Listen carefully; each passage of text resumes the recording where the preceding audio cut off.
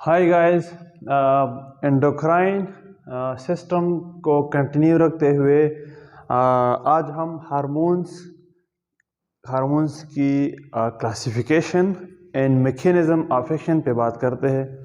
तो हार्मोन क्या है?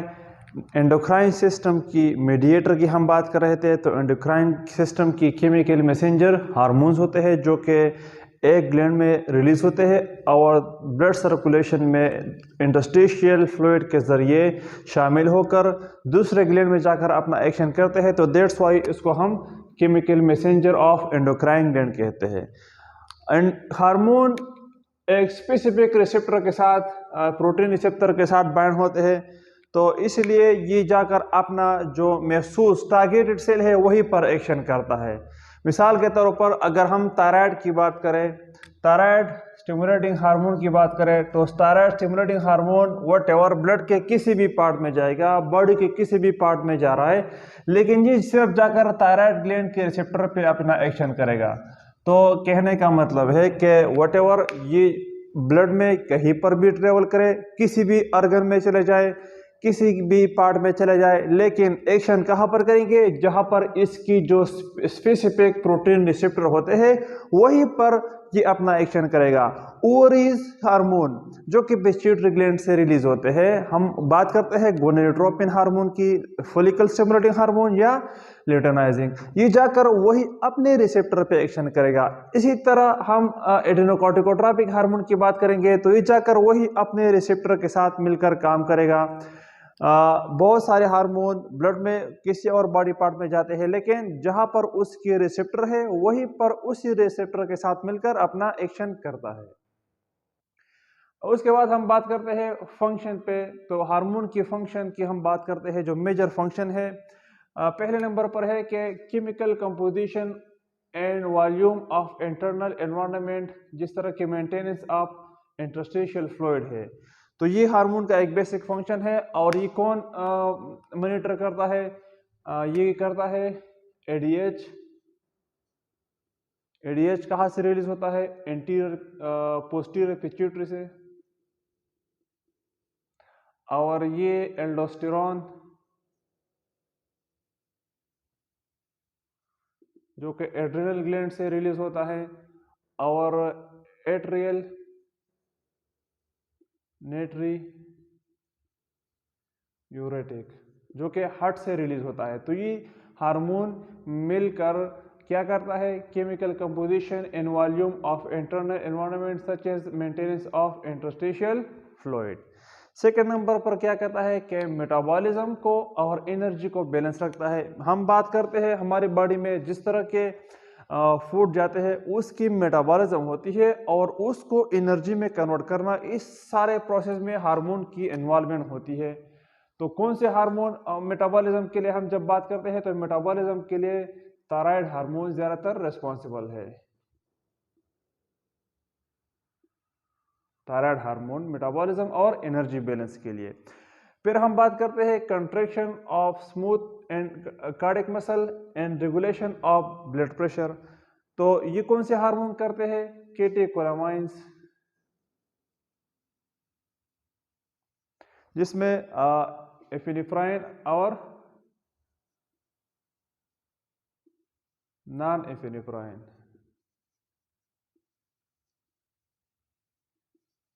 तो कार्डिक और स्मूथ मसल की कंट्रैक्शन और बीपी के रेगुलेशन भी हार्मोन का एक फंक्शन है। और ये कौन से हार्मोन करते हैं? कैटेकोलामाइन जो कि रिलीज होते हैं एड्रिनल ग्लैंड से। फिर हम बात करते हैं कि कंट्रोल ग्रोथ एंड डेवलपमेंट। तो ग्रोथ और डेवलपमेंट को भी कंट्रोल करता है।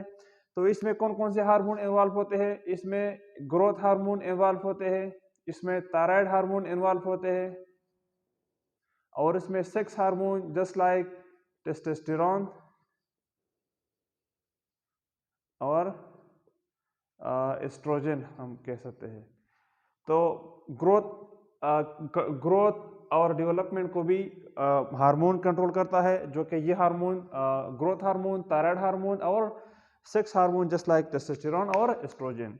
फिर इसका एक और फंक्शन भी है कि it also regulate operation of reproductive system. Reproductive system के ऑपरेशन को भी रेगुलेट करता है, जो कि गोनेडोट्रोपिन हार्मोन है। Gonadotropin hormone gonadotropin hormones just like follicle stimulating hormone or luteinizing hormone. So these hormones are responsible for the regulation and operation of reproductive system. फिर एक और फंक्शन है कि it also help to establish circadian rhythm। तो ये कौन से hormone इस circadian rhythm को मेंटेन रखता है? तो मेलाटोनिन। तो ये these are the function of hormone के chemical composition and the volume of internal environment। So this function कौन करता है इस फंक्शन को? Antidiuretic hormone release by secreted by posterior pituitary gland, aldosterone secreted by adrenal gland and atrial natriuretic hormone जो कि heart release करता है। हम फिर बात करते हैं कि मेटाबॉलिज्म और एनर्जी को भी बैलेंस रखता है। तो ये कौन सा हार्मोन करता है? थायराइड हार्मोन करता है। और एक और फंक्शन जो हार्मोन का है कि contraction of smooth and cardiac muscle and regulation of blood pressure. तो ये कौन करता है? ग्रोथ हार्मोन, थायराइड हार्मोन और सेक्स हार्मोन जिस तरह टेस्टोस्टेरोन है और एस्ट्रोजन है। एक और फंक्शन इसका ये है कि it also regulate operation of reproductive system. तो ये गोनेडोट्रोपिन हार्मोन ये फंक्शन करता है, फॉलिकल स्टिमुलेटिंग हार्मोन और लुटेनाइजिंग हार्मोन। और सर्केडियन रिदम को भी मेंटेन रखता है। तो ये कौन सा हार्मोन करता है? मेलाटोनिन करता है। इसके बाद हम बात करते हैं हार्मोन की डाउन रेगुलेशन की और अप रेगुलेशन की।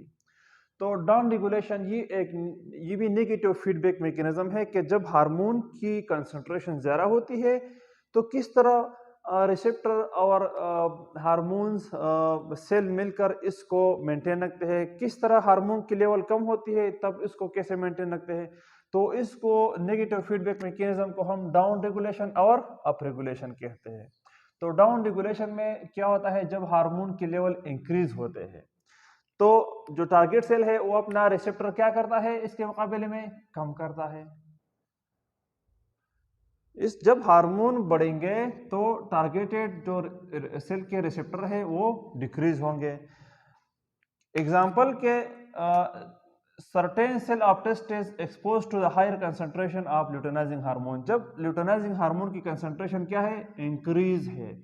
तो द नंबर सेल की जो टेस्ट सेल की जो रिसेप्टर है वो क्या होंगी? सर्टेन है। तो इसकी जो रिसेप्टर है वो क्या होगी? कम होगी। तो जो कम रिसेप्टर्स है ये क्या करेगी?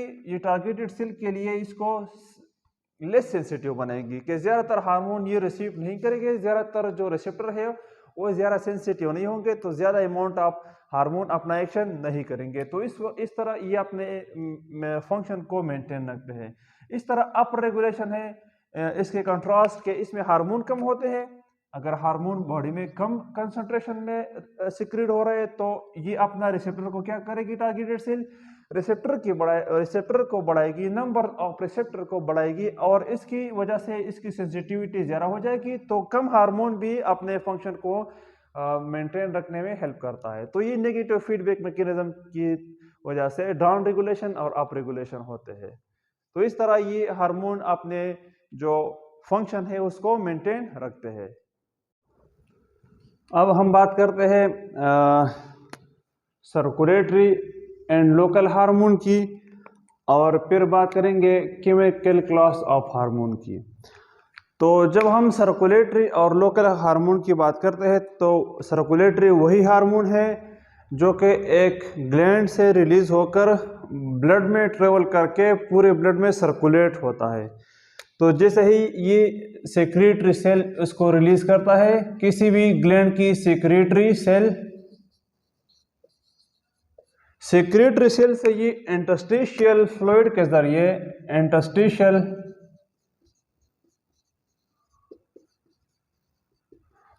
जरिए ब्लड में आ जाता है और ब्लड स्ट्रीम में फिर सर्कुलेट होता है, अपने टारगेटेड एरिया की तरफ चले जाते हैं और वहीं पर रिसेप्टर के साथ बाइंड होकर अपना एक्शन करता है। फिर लोकल हार्मोन की बात करते हैं तो लोकल हार्मोन में फर्दर दो टाइप्स है, पैराक्राइन है और ऑटोक्राइन है। तो पैराक्राइन लोकली रिस्पॉन्स करता है, लोकली एक्शन करता है, लेकिन अपने एक्ट्स ऑन नाइबर सेल और autocrine act on same cell. तो लोकल हार्मोन में फर्दर कितने टाइप्स है, पैराक्राइन और ऑटोक्राइन। पैराक्राइन जो कि नाइबर सेल पर जाकर एक्शन करता है और ऑटोक्राइन जिस जहां पर ये रिलीज होता है वही पर एक्शन करता है।